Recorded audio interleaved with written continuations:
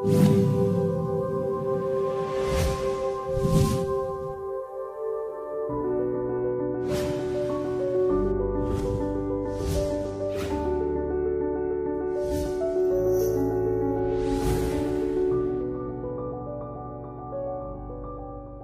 que nada, Dios formó al hombre y su creación, como se ve allí, con madurez funcional. Creó a Adán perfectamente adulto, listo para procrearse. Lo mismo que todos los animales. Todos los animales que están allí, están observando, son todos adultos, grandes ya. Los hizo a todos así. Es decir, esta idea de el huevo o la gallina, ¿qué es lo que será primero? Siempre es la gallina, nunca el huevo, ¿no? Dos textos, Génesis 2:7. Entonces Jehová, Dios, formó al hombre del polvo de la tierra y sopló en su nariz aliento de vida y fue el hombre un ser viviente. Y el segundo texto, Génesis 2:21-22, donde dice, entonces Jehová hizo caer sueño profundo sobre Adán y mientras éste dormía, tomó una de sus costillas y cerró la carne en su lugar. Y de la costilla que Jehová Dios tomó del hombre, hizo una mujer. Estas dos declaraciones, estos dos textos bíblicos, tienen un profundo significado genético. No es solamente Biblia, es también genética.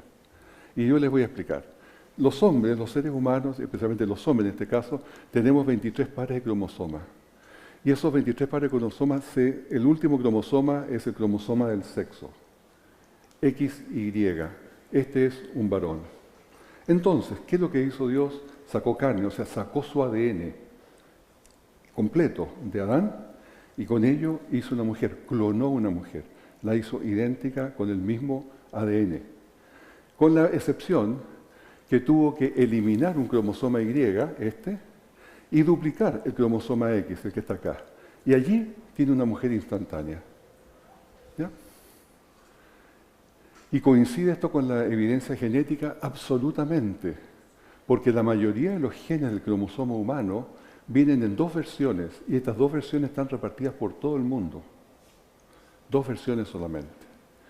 Adán tuvo que ser primero, sin embargo, porque Eva solo pudo venir de Adán, debido a que los hombres tienen todos los genes necesarios para producir una mujer, porque tienen X y de X se duplica.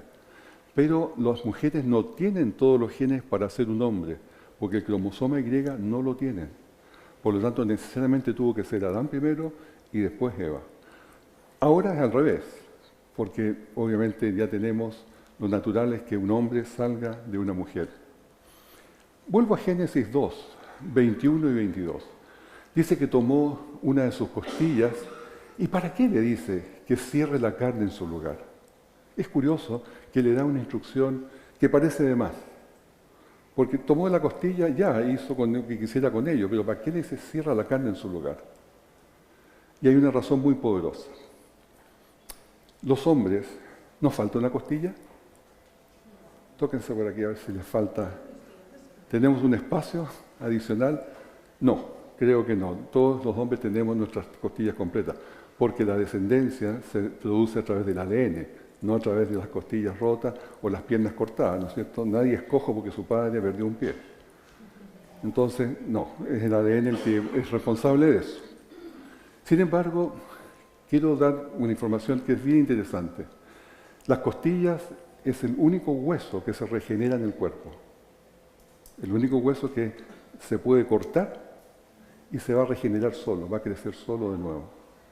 Y por eso que los cirujanos lo sacan, pero con una condición, que tienen que cerrar el periosteum. Una vez que cortan y sacan el hueso, tienen que volver a coser, a cerrar justamente lo que se llama el periosteum, que es lo que rodea la vaina que rodea la costilla. Y una vez que ellos la han hecho así, va a crecer nuevamente. Es como que sacaran un plátano de la vaina y vuelven a cerrar la vaina y queda cuidadosamente sellada. Eso es lo que entonces debe hacerse para poder tener nuevamente el hueso regenerado. Entonces la instrucción que dio el Señor, cerrar la carne en su lugar, no era en vano. Era necesaria para que Adán recuperara su costilla. Y hasta el día de hoy, los cirujanos sacan esa costilla las costillas, la que quieran, y ellos pueden volverla a sacar las veces que quieran, porque se vuelve a regenerar siempre, porque tenemos los genes necesarios para hacer esa función, pero solo en la costilla. Si se nos rompe un hueso, se nos saca un hueso, ese hueso nunca se va a regenerar, porque no están los genes allí para producir esa regeneración. Y ese es el punto justamente que quiero hacer. Adán, por lo tanto, recuperó su costilla y todo siguió normal. Pero lo interesante siempre es ver la costilla, la que sacó Dios de Adán, y segundo, las instrucciones de cerrar la carne en su lugar. Color de la piel. Vamos a las razas. El color de la piel es el mismo básico en toda gente. El color de la piel, del órgano llamado piel, es exactamente igual en todos los seres humanos. Por lo tanto, nadie es blanco, amarillo o negro. Sin embargo, hay tonos debido a la melanina que está bajo la piel, que no es la piel, es lo que está debajo de la piel. ¿Qué color de piel tenían Adán y Eva? Lo más probable, este color. Morenos. Nuestros padres no eran rubios, de ojos azules y tez blanca. Eran de este color, porque ahí se mezclan todos los colores, todas las opciones que pudieron tener sus hijos. Sus hijos pudieron salir blancos, medios morenos y totalmente morenos. ¿Por qué? Porque tienen estos cuatro, y los dos son idénticos, porque como fue clonada Eva, son idénticos los genes que producen la melanina, y por lo tanto puede salir la combinación igual, así como se ve allí, de todos ellos. Existen dos formas de melanina. Ya voy a explicar lo que es la melanina mejor. La eumelanina, que es de café a negra, y la feomelanina, que es de roja a amarilla. Y las proporciones que cada uno tenga va a ser determinan el color que tiene la piel de cada uno. Entonces, ¿qué es lo que la melanina? Allí está. Es una debajo de la piel, aquí está bajo la piel, tenemos los melanocitas. Y las melanocitas son unos órganos que están produciendo, unas glándulas, perdón, que están produciendo todos estos pigmentos, estas cositas negras, que se ven así y son los que le dan el tono a la piel. También son verdaderos paraguas porque protegen del sol estos puntos, estos pigmentos.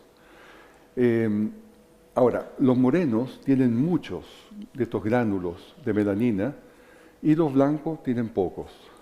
La melanina, sin embargo, actúa como filtro solar. La persona puede exponerse al sol. Mientras más moreno, tiene más exposición al sol sin quemarse. Y lo contrario, por cierto, el demasiado blanco se quema y eso puede ser peligroso. También la gente blanca pobló lugares nublados y fríos como Europa. Por lo tanto, tenían menos luz solar y vivían bien. Y si un moreno va a vivir en esas condiciones, tiene problemas porque la piel, al tener tanta melanina, impide que se absorba el rayo solar y se produzca la vitamina D. Entonces son deficientes en vitamina D. Cada uno se fue adaptando a su propio lugar. Aquí tenemos una mujer que es pelirroja. Esta mujer no produce mucha eumelanina. La eumelanina es café negra, que es el pigmento oscuro, ¿no es cierto?, y que se encuentra debajo de la piel, incluso sus ojos y su pelo.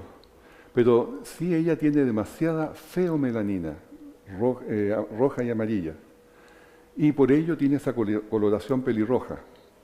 Estos colores, el color pelirrojo, o la feomelanina por lo menos, estaba escondida en Adán y Eva, no se veían porque estaban tapados por el otro. Y la población temprana de la Tierra, posiblemente también, y predominando los genes más oscuros en los primeros patriarcas, en los primeros habitantes de la Tierra. Y es posible incluso que esta posición sea una mutación post-Babel, después de la distribución por los idiomas. ¿Qué es lo que hace el sol en la piel? Cuando alguien se asolea, estimula la producción de eumelanina, de café a negra, y ese estímulo hace que la persona se vea más morena, porque se pone más pigmento en la piel, y por eso que las personas se tuestan, se ponen de color café. Los pelirrojos no pueden desarrollar un tostado protector, porque tienen un alto porcentaje de feomelanina, que es la otra, y por ese defecto del gen no responden a las señales de producir, ese estímulo para producir eumelanina. Entonces, la incapacidad que tienen ellos para broncearse es por la falta del receptor melanocortin 1, MSR1. Y más bien lo que se le produce a ellos son pecas, manchas, daño a la piel y llegando incluso a incluir el cáncer. Color de los ojos. El color de los ojos depende de cuánta melanina hay en los ojos, en la iris. Mucha melanina, mediana y muy poca melanina. Los ojos azules son falta de melanina, no es melanina azul, no existe, es falta de melanina. Y fíjense, se va dando una idea aquí. Color de pelo, mucha melanina, mediana melanina, poca melanina, el rubio. Y este de acá, el que es pelirrojo, es un mutante, porque le falló y él no puede producir las otras, sino que solamente la roja. Pero si se fijan ustedes en el anterior, el ojo azul, que le falta melanina, el rubio que no tiene melanina, y la tez que no tiene melanina porque es blanca, finalmente son desteñidos. O sea, desteñidos. Le falta color, le falta gracia. Entonces, los rubios, altos, tez blanca y ojos azules, son desteñidos que andan por allí. Si me entienden el sentido de lo que quiero decir, ¿sí? El ojo asiático, así que los que tienen más color, más fuerza, más, siéntanse con ganas de que son unos privilegios, ¿sí? El ojo asiático.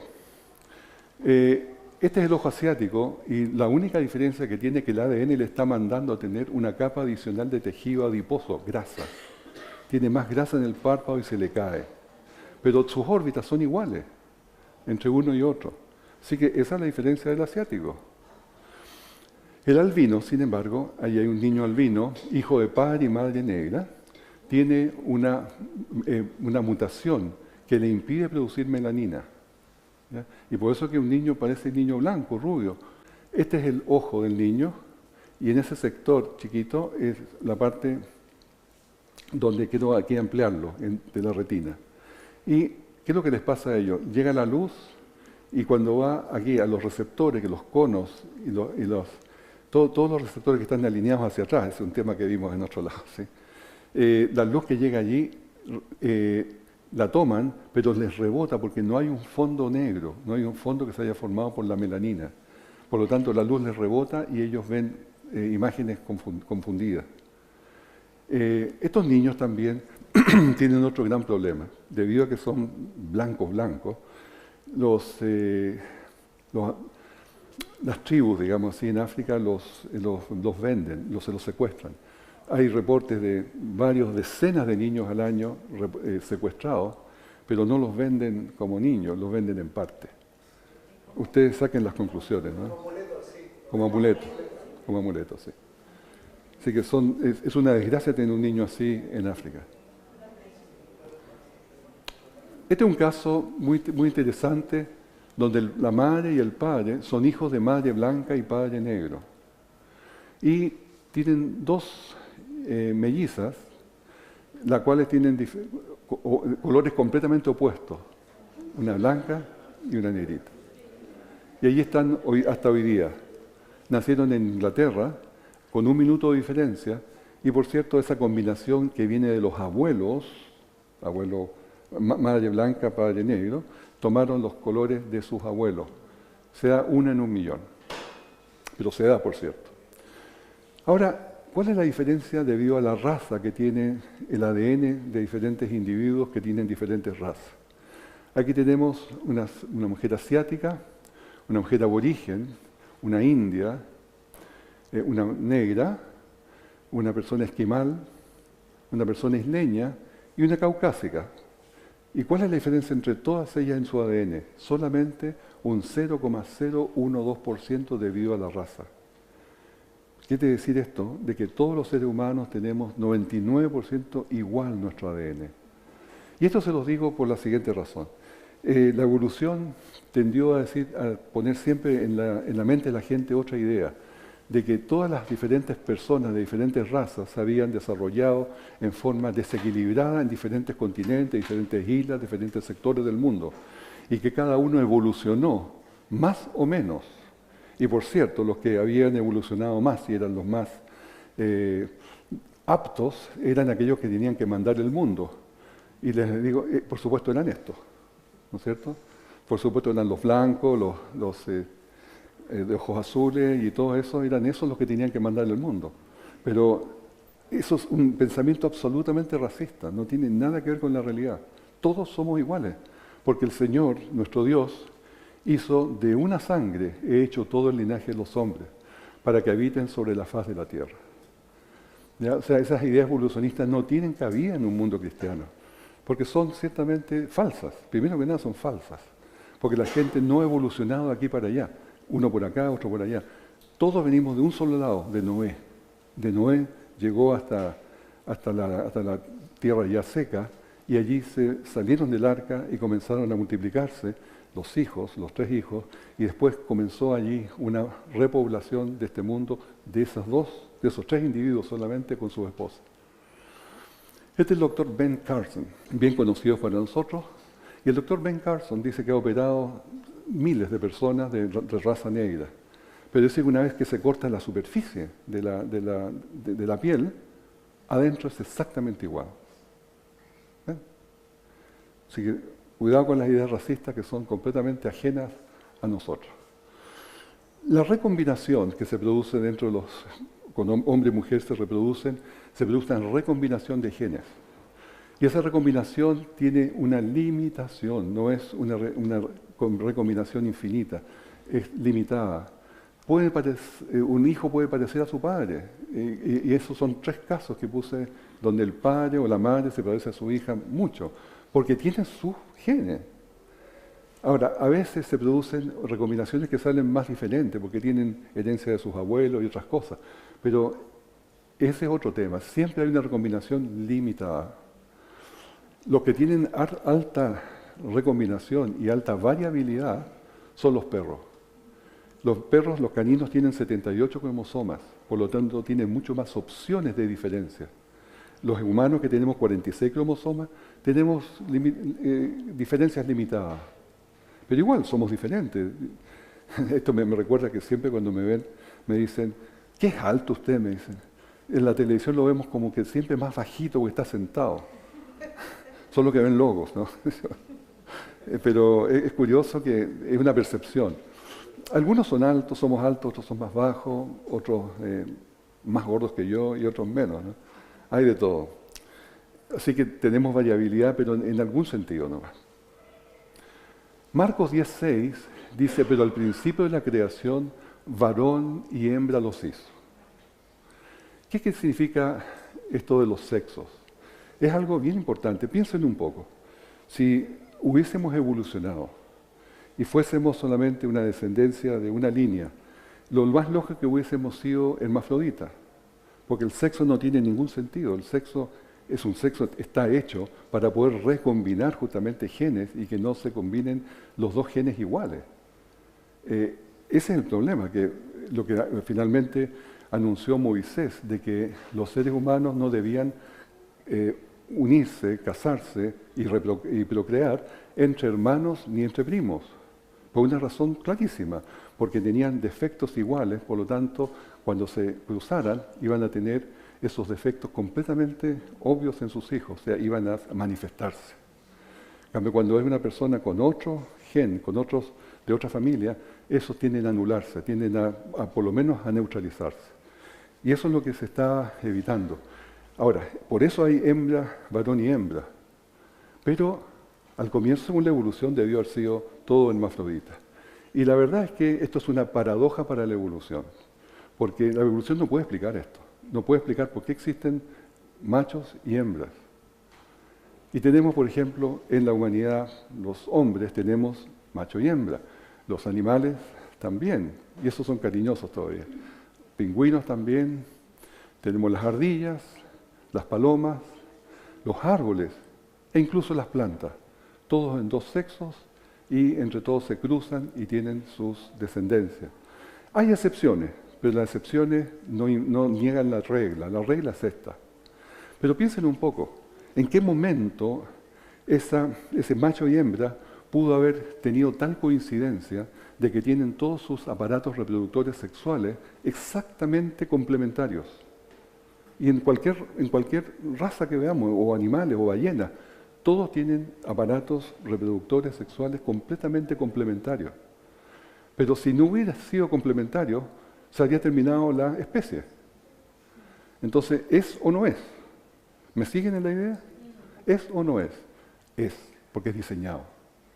Y justamente ahí es donde nos da a los creacionistas la razón, porque el asunto no pudo haber sido medio diseñado o aproximándose a ser en millones de años para poder coincidir. No, ¿es o no es? Y fue, porque fue creado. Minor Smith, que es un evolucionista, escribió en el año 1978, el costo de producir machos es muy alto. Los machos son un derroche de recursos biológicos porque no ponen huevos. Se fija, o sea, ve al macho como algo inútil, en el sentido evolucionista, claro. Hay poblaciones que viven a grandes alturas. Tuvieron que evolucionar ellos para poder ir a vivir en esas condiciones y tener las condiciones físicas adecuadas para poder soportar la altura. No sé, ¿estaba alguno de ustedes en La Paz o en un lugar alto, 4.000 metros, 5.000 metros de altura? ¿Sí? Uno se siente pésimo, no puede dormir, está en la noche a sobresalto porque le falta aire, es realmente bien molesto llegar a esos lugares. ¿Qué es lo que sucede entonces con la gente que vive en grandes alturas? La vida, la característica de la vida es responder a estos desafíos del medio ambiente. Y tales cambios son necesarios para mantener la homeostasis, que es el equilibrio que permite continuar la vida. Hay cambios en temperatura, en humedad, en niveles lumínicos, en cantidad de oxígeno. Y estos son detectados por nuestro organismo y el organismo responde a estos cambios con la expresión de los genes. Así que esto se conoce como una plasticidad fenotípica. Son nombres nomás, pero el cuerpo se adapta, sabe llegar a eso porque tenemos una expresión en los genes que puede lograr eso. Y eventualmente se podrían producir cambios genéticos si persiste alguien en vivir a gran altura. Es decir, las personas se adaptan a ese medio. Pero esto no es evolución. Son cambios de una criatura, no es un cambio de una criatura en otra, son simplemente adaptaciones. Aquí tenemos el ejemplo de la cantidad de presión de oxígeno en la altura. La proporción del aire que tenemos al nivel del mar y arriba del Everest o en La Paz es el mismo, 21% de oxígeno siempre. Pero la presión de gas del oxígeno es muy baja en la altura. Aquí es de 53 milímetros de mercurio. En la punta del Everest, 53. Aquí en la superficie son 160 milímetros de mercurio. Presión de oxígeno, no es presión atmosférica, presión de oxígeno. Y en La Paz tenemos una cantidad de 159 milímetros de oxígeno. 105, ese de abajo, 105. Entonces, 160, 105, 53. Y eso es lo que no nos permite respirar, porque nosotros en nuestro pulmón necesitamos más presión de oxígeno para poderlo recibir. Pues voy a definir dos cosas que en otros programas también lo hago, pero aquí es necesario para entender la dirección de las migraciones. Y el primero que quiero tocar es el ADN mitocondrial. Nosotros tenemos en nuestras células, esto es bien importante, así que traten de entenderlo bien. La célula, tenemos adentro, en el interior el núcleo. El núcleo es donde están alojados los cromosomas, los 23 pares de cromosomas, que nos identifica cómo somos cada uno de nosotros. Hasta ahí, perfecto. Pero también tenemos ADN en las mitocondrias, que es esto que está acá. Y las mitocondrias son las pilas de energía del cuerpo, donde se produce el ATP, que es la energía del cuerpo. Y, por lo tanto, este ADN es muy especial. No es igual al ADN que está dentro de los cromosomas. Y este ADN va en círculos, como se ve allí. Visto de otra forma, los mitocondrios y el ADN puesto dentro de unos círculos. ¿Ya? Se descubrió Bueno, en el año 1987 se descubrió esto, de que el ADN mitocondrial se copia solamente de las madres, viene de las madres. Es decir, el padre y la madre tienen ADN mitocondrial, pero solamente de la madre viene ese ADN mitocondrial al mitocondrio del hijo o la hija. Solamente de ella, porque se transmite a través del óvulo. ¿Quiénes tienen óvulos? Solo las mujeres. Así que por eso que tiene ella el privilegio de transmitir el ADN mitocondrial. Los hombres transmitimos el nuclear solamente, ahí, con la madre y con el padre, el nuclear, para los cromosomas. Entonces, el ADN mitocondrial es transferido de la madre a hijo o hija sin recombinación, no se mezcla con nada. Viene exactamente igual el de la madre al hijo o a la hija, y de la hija a sus hijos, y de sus hijos a los nietos, y de los nietos a los bisnietos, exactamente igual, la misma línea. Ya entonces, de la bisabuela, de la tatarabuela, a la bisabuela, a la abuela, a la madre, a la hija. Una sola línea de ADN mitocondrial idéntico, porque no hay recombinación. La evolución entendió esto y lo aprendió. Y esto lo hizo saber a todo el mundo, pero de la siguiente forma. Como les decía, aquí corría el año 1987 y fue descubierto esto, que dentro de las mitocondrias existía también ADN. Y entonces dijeron que existía este ADN mitocondrial que venía solamente de las madres y que se había descubierto que todos los seres humanos tenemos el mismo ADN mitocondrial. Todos. Al comparar los seres humanos de diferentes razas. ¿Qué significa esto? Significa que yo recibí mi ADN mitocondrial de mi mamá, de mi abuela, de mi bisabuela, y así para arriba, todos idénticos. Ustedes lo reciben de la mamá, de la abuela, de la bisabuela, y así para arriba, todos idénticos. Y sucede que es igual. ¿Qué significa esto? Que el origen es uno solo. Y ese origen uno solo se le llamó el origen la Eva mitocondrial, por la evolución. Pero más abajo dijeron, sí, reconocemos que tenemos una madre común de toda la humanidad, pero, por cierto, que le asignaron 200.000 años a esa madre, que sería una mona que vivió en África. No podían perderlas todas, tenían que ganar algo. Y esta es la zona en la cual ellos dicen que vienen out of Africa, saliendo de África, pero las cosas no llegaron ahí solamente. 10 años después, otros investigadores del mismo tema descubrieron que la velocidad de mutación del ADN mitocondrial era 20 veces más rápido. Por lo tanto, esto lo hace la Eva mitocondrial consistente con solamente 6.500 años, no 200.000 años, sino que 6.500 años, por la velocidad de la mutación que se sabe en el ADN mitocondrial. 6.500 años. ¿A quién le insinúa 6.500 años? Sino a la Eva bíblica. ¿Se fijan? Y esto fue descubierto por la evolución. Entonces va confirmando la Biblia. Ellos no lo conocen, no lo reconocen, lo echan para el lado, pero esto es lo que se descubrió. Y llamó a Adán el nombre de su mujer Eva, por cuanto ella era la madre de todos los seres vivientes. ¿Se fijan cómo se confirma la Biblia vez tras vez? ¿Qué dice Wikipedia? Una fuente común de la Eva mitocondrial. La Eva mitocondrial es la mujer más reciente de la cual descienden hoy todos los seres humanos, por el lado materno y por las madres de dichas madres y así hacia atrás, donde convergen en una persona. Permítame decirle que Wikipedia es absolutamente evolucionista. Aquí no van a ver una palabra de creacionismo, pero esto no lo pueden negar. El ADN mitocondrial generalmente se transfiere de madre a hija, sin recombinaciones.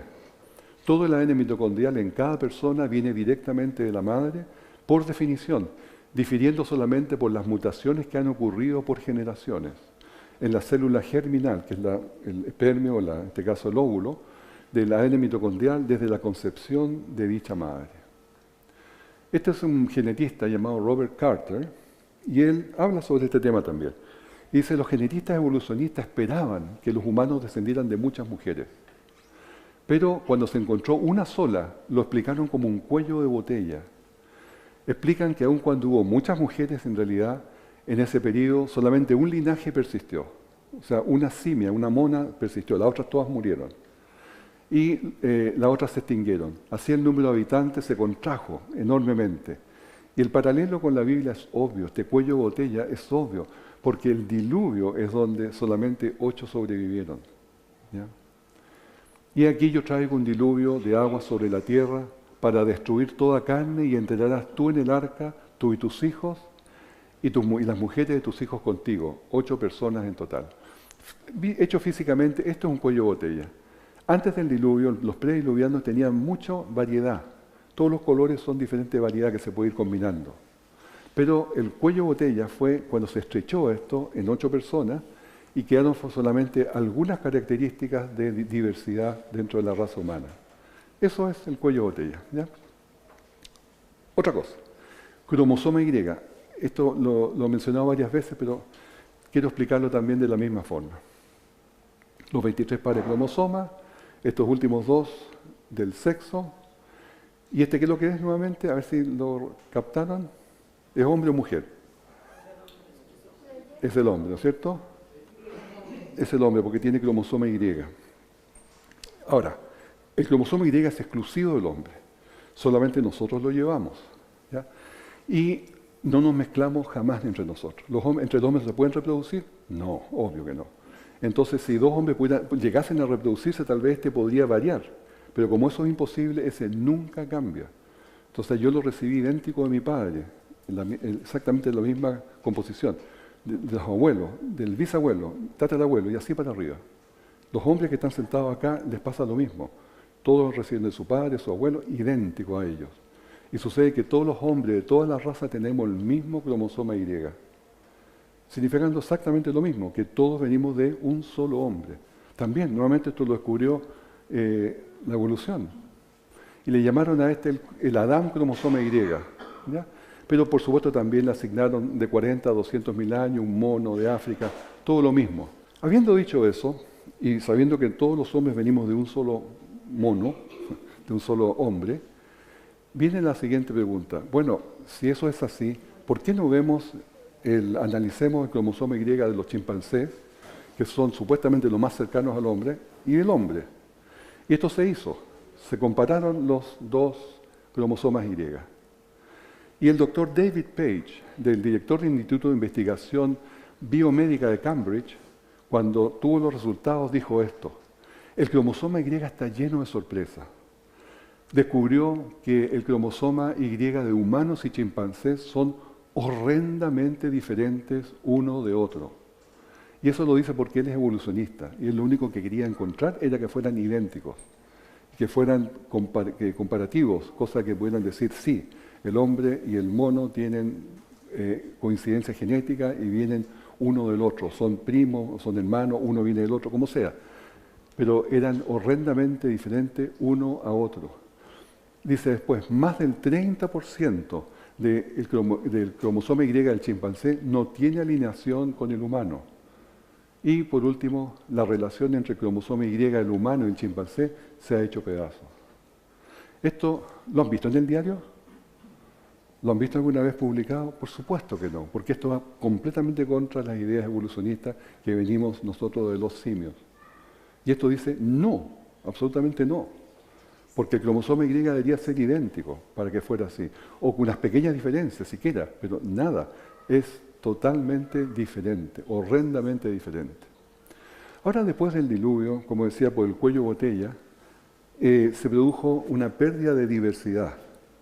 Antes había gran diversidad genética en los prediluvianos, pero ahora el cuello botella produjo una diversidad genética muy limitada.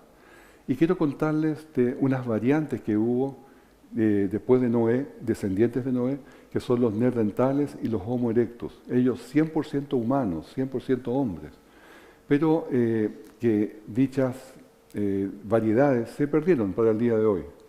Ahí tenemos los restos, están totalmente disponibles a propósito, no es que se hayan hecho con plástico, estos son cuerpos reales, de un neandertal, de un Homo sapiens, hombre moderno, y de un Homo erectus.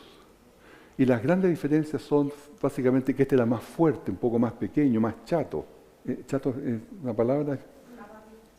Más fuerte y chico. Y la cabeza, sin embargo, la tenía más grande. Les voy a mostrar después la foto. Este es el actual y este es el Homo erectus que tenía la cabeza un poco más pequeña, la cabeza un poco en forma diferente, pero eran muy espigados, muy altos, como son hoy día algunos jóvenes africanos. Tienen el mismo aspecto. Y estos son los cráneos del hombre de hoy. Este es el neandertal y este es el Homo erectus. ¿Se fijan? Este tenía la cavidad craneal más pequeña, entre 1000 y 1200 centímetros cúbicos. Este, el neandertal, 1630 centímetros cúbicos. Y el hombre de hoy, 1350. ¿Quién tenía más capacidad cerebral? El neandertal. El neandertal. Aquel que por tantos años han tirado abajo, tratando de decir que son una mezcla entre mono y hombre, que eran medio salvajes, que eran brutos, que andaban con las mujeres colgando del pelo. Estos son. Y estos no tienen nada de eso. Al contrario, tenían música, tenían religión, tenían instrumentos para coser, tenían dibujos, tenían todo el desarrollo propio de un ser humano, más que enterraban a sus muertos. Y hoy día hay muchos asiáticos, mucha gente asiática que tiene los genes que se han identificado que son de los neandertales. Los neandertales tienen los cuerpos ahí, le han detectado todo su ADN. Y ese mismo ADN particular de ellos, que es una región muy pequeña, la han heredado muchos asiáticos, mucha gente, que se sabe que tiene un tanto por ciento de neandertal. O sea, eran 100% hombres. Ahí está el cráneo, que es más atrás, ¿no es cierto?, como abultado hacia atrás. Entropía genética. Dentro del paso del tiempo, y eso es algo que no podemos evitar, siempre las cosas se van deteriorando. Por ejemplo, los edificios se pierden su condición. Hay que pintarlos, hay que mantener sus murallas, hay que mantener su estructura, sus techos, porque todo se va echando a perder. Y se va echando a perder porque es lo natural, que es la pérdida de orden, o también se le conoce como la segunda ley de la termodinámica.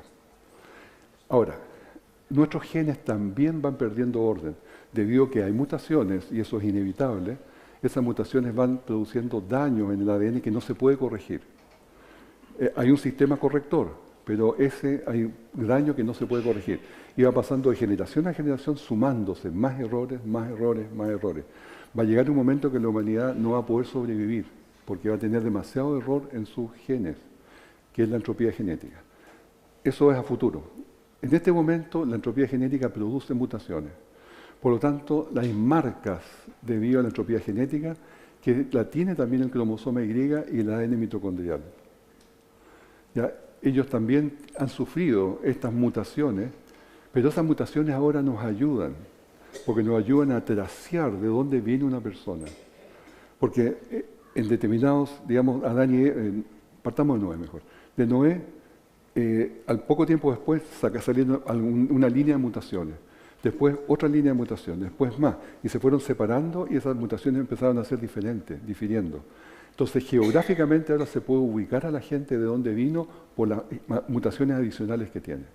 Y esa es la forma de justamente tracear los grupos poblacionales y ver su origen geográfico.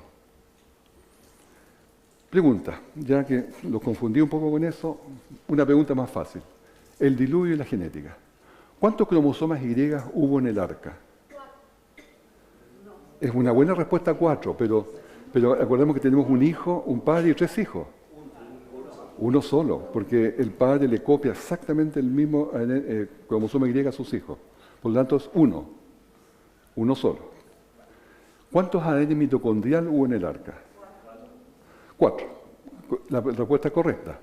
Pero la madre de los hijos de Noé, dice la Biblia que no tuvo más hijas y su esposa no tuvo más hijos. Génesis 9:19 nos dice que estos 3 son los hijos de Noé, los hijos varones, y de ellos fue llena toda la tierra. No indica más hijos o hijas. Entonces, ¿los varones pudieron transmitir ADN mitocondrial? No. Los varones no transmiten ADN mitocondrial porque ahí para. ¿Quiénes transmiten el ADN mitocondrial? Solo las mujeres. Por lo tanto, ¿tenemos cuántos ADN mitocondriales? Sí, 4, pero ¿tuvo más reproducción y tuvo más hijas la esposa? No. ¿Cuántos entonces? 3. Eso es, solo 3. Muy bien. Y aquí les muestro algo que es increíble, fantástico. Se ajusta absolutamente a la evidencia física, a la evidencia de hoy día. Los ADN mitocondriales hoy día están en 3 grupos, M, N y R.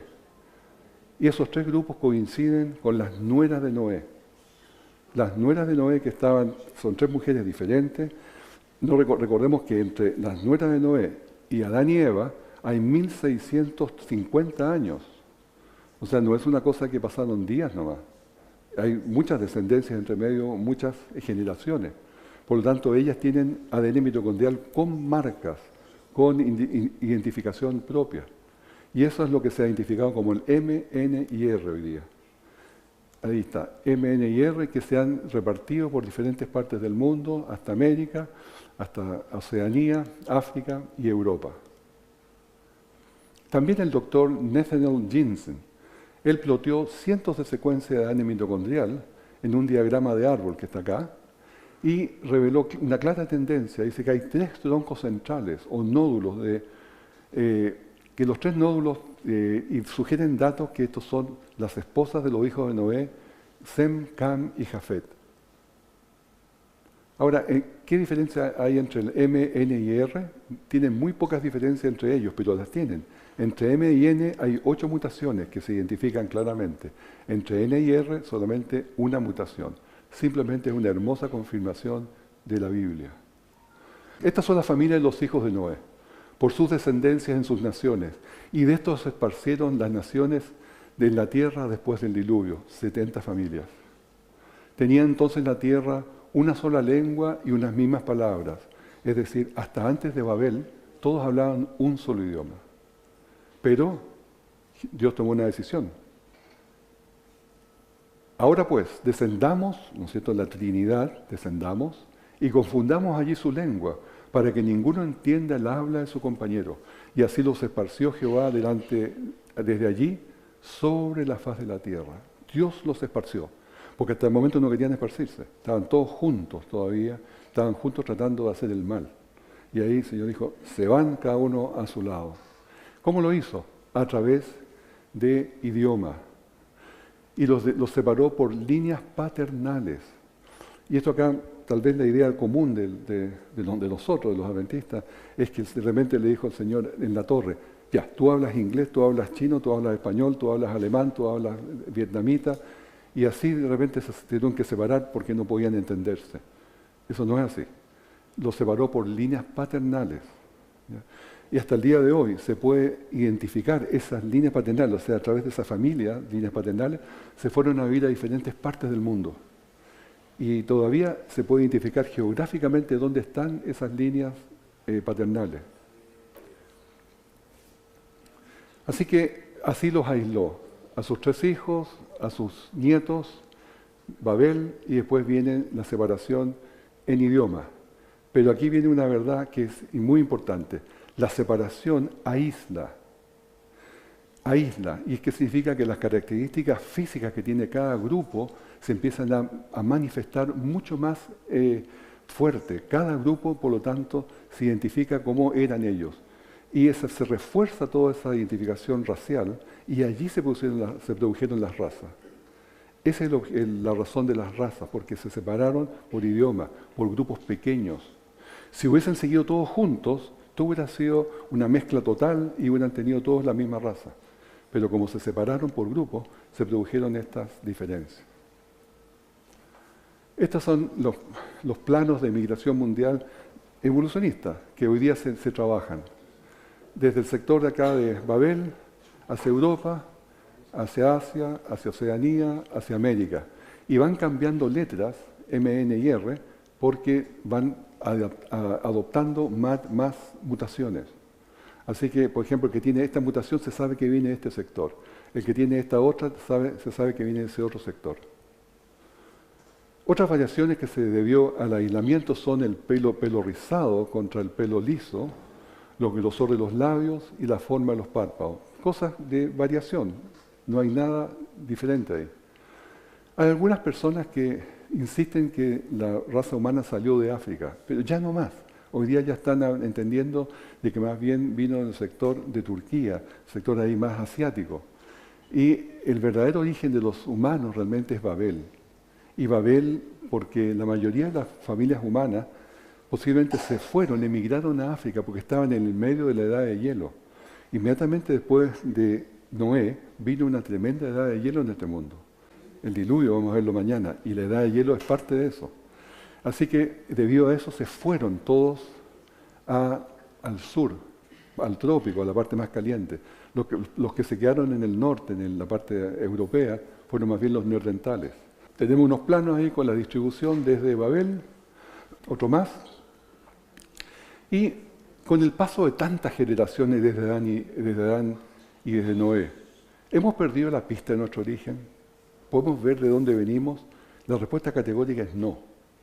Porque hay dos indicadores que nos permiten tracear, buscar nuestro origen, que son el ADN mitocondrial y el cromosoma Y, justamente los que tomé tanto tiempo para mostrárselos. Eso es lo que nos va a indicar de dónde venimos. Y hoy día tenemos sistemas, este es de España, MyHeritage DNA. Y sorpréndase usted mismo, por solamente 69 euros pueda conocer de dónde viene. Ahí armar su árbol familiar es gratis y fácil, ¿no es cierto? Ver las personas que tenemos antes de nosotros, nuestros parientes muy anteriores. O en inglés también, el Family Tree DNA, que es americano, solamente por $289 podemos saber si venimos de Medio Oriente, somos judíos, africanos, europeos, del occidente o del este, nativos americanos, lo que queramos saber. Lo mismo de nuestro padre que de nuestra madre. Así que son $289. Llame ya, porque esto es efectivo, vale. Ahí tenemos los haplogroups, que son los cromosomas Y. El R1b se instaló, aquí está España, en Europa. El R1a en Europa del Norte. El 1a en Escandinavia. Y así cada uno de ellos fue repartiéndose. Yo pagué por hacer esto. ¿Ya? Yo pagué los dólares para que me hicieran el mío. Y miren mi resultado. Tengo mi haplogroup de cromosoma Y es R1b1A2.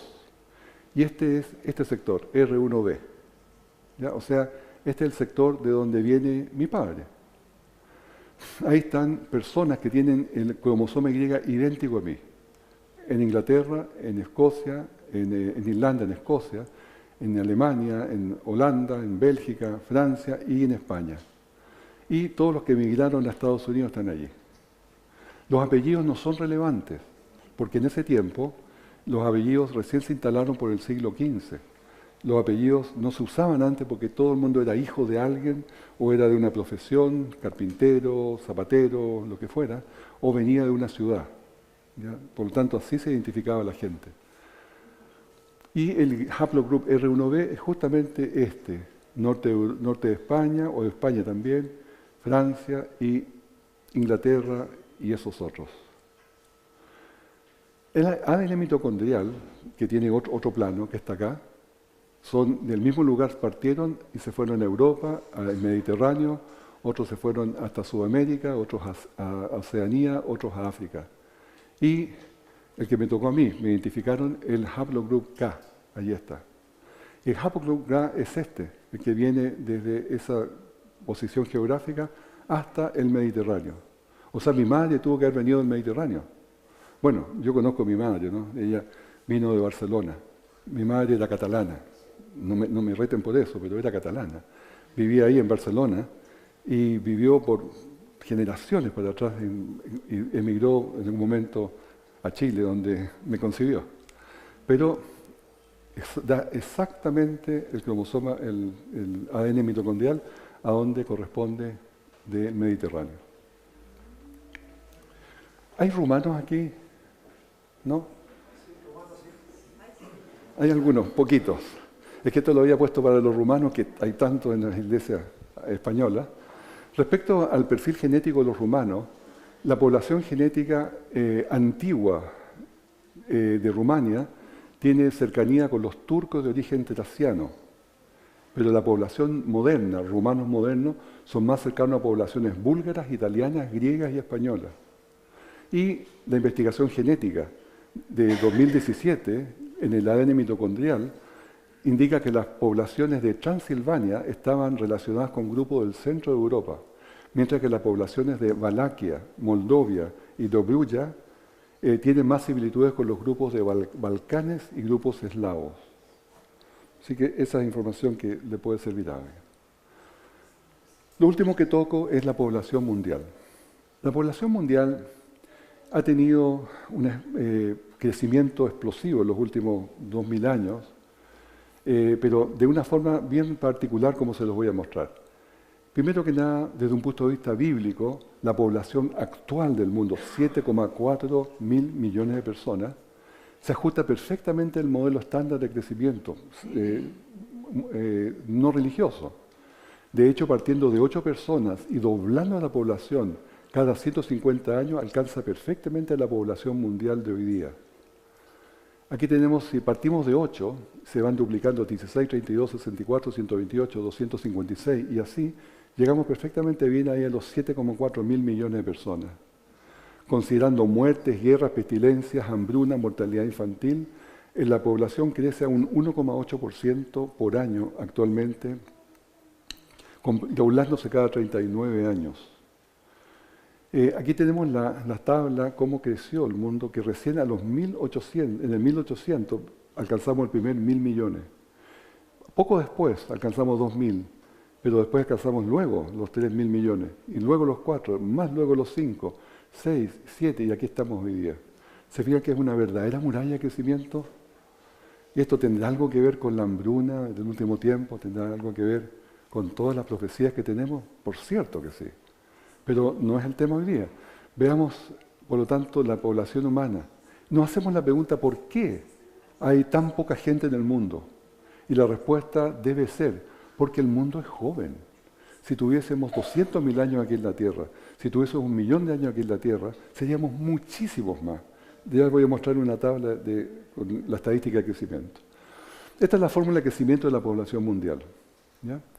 Y cuando se aplica esa fórmula, la población estimada, antes del diluvio, los prediluvianos, los que vinieron después de Noé, antes de Noé, Adán a Noé, son 235 millones de personas. Estimada de Noé a Babel, 1.000 personas, que son las 70 familias. La población estimada hasta Abraham, 2,8 millones de personas. Todavía había edad de hielo. Hasta Abraham llegó la edad de hielo. Población estimada de los días de Jesús, 200 millones de personas. Población actual, 7,4 o 7.400 mil millones de personas. Son 7,4 billones. ¿No? Población de nacidos desde Adán, 20.000 millones de personas. Y aquí hay una sorpresa. Y si la población humana tuviese 1.000.000 de años, habría 3.000 billones de personas. O sea, estaríamos llenos, tocándonos en los hombros. ¿Sí? Pero pensemos un poco en esto. 20.000 millones de personas nacidos desde Adán y Eva hasta hoy día. Y hoy día somos 7,4. Es decir, de todos los seres que han nacido alguna vez, estamos vivos 1 cada 3. ¿Habían pensado en eso? De todos los seres humanos que han nacido alguna vez en el mundo, están vivos 1 de cada 3 nacidos, o sea, 2 han muerto, pero hay 1 vivo. Tal vez pensaban de que nosotros éramos un porcentaje pequeño, así que quedaba un rastro. No, somos el 33% todavía, de los que alguna vez han nacido. La caída en la longevidad después del diluvio. Aquí una parte de un poco de reflexión.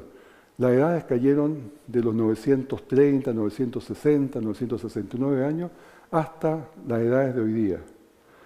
Ahora, la pregunta que muchos se hacen, genuinamente, ¿eran edades reales esas o eran edades supuestas por diferentes escalas? No, es que el año lo medían diferente. No, era totalmente como hoy día se miden las edades. Pero ellos vivían mucho más, porque tenían la siguiente característica. Una persona vive más o menos en la medida que sus células se reproducen. Si mis células cerebrales, mis células del cuerpo, mis células de los nervios, de la piel, se va reproduciendo constantemente, yo nazco de nuevo. Voy siendo una persona nueva. Entonces, ellos tenían la capacidad de seguirse renovando celularmente por muchos años, 900 años. Y por supuesto, iban envejeciendo a poco, pero no era el ritmo nuestro. Y esto se le conoce, es un tema que se lo pueden estudiar, de los telómeros, ¿ya? Pero dejémoslo hasta ahí eso. La cosa es que descendió la edad, y hay un texto bíblico, pero de la hermana White, que dice esto: después del diluvio la gente comía mayormente alimentos de origen animal. Dios vio que las costumbres del hombre se habían corrompido y que él estaba dispuesto a exaltarse a sí mismo en forma orgullosa contra su Creador y a seguir los dictámenes de su propio corazón. Y permitió a la raza longeva comiera alimentos de origen animal para abreviar su existencia pecaminosa. Pronto después del diluvio la raza humana comenzó a decrecer en tamaño y en longevidad. Esta curva de caída de edad es una curva de desgaste biológico, ¿ya? Es una curva es una curva bien conocida de desgaste biológico por acumulación de mutaciones. Y es una curva muy real, es una curva técnica, dicho de otra forma. No es arbitraria, no es que a Dios se le ocurrió edades aquí y allá, es totalmente técnica. Y debemos reconocerla que así es como el Señor hace las cosas. Resumen, todas las razas humanas vienen de dos personas, Adán y Eva, sin ninguna duda. Llamemos la monita tanto y el monito tanto, pero no importa, son dos personas. Son de pocos miles de años atrás, debido a la curva de crecimiento, no pueden ser más que eso. Hubo disminución catastrófica de la población, un cuello de botella que fue el diluvio, y hace poco tiempo. Hay una evidencia de una dispersión humana por todo el mundo que formó razas. Babel lo explica, la mayoría de las evidencias vienen de científicos evolucionistas. Y de hecho la genética moderna ha traído un tremendo apoyo a la historia bíblica. Dios nunca nos exige que creamos, dice el Camino a Cristo, nunca nos exige que creamos sin darnos suficiente evidencia sobre la cual fundar nuestra fe.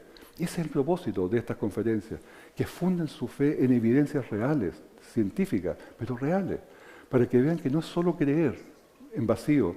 El Señor nos da suficientes evidencias para creer en Él, que su creación es verdad, que su testimonio es verdad, que la Biblia es verdad y es poderosa.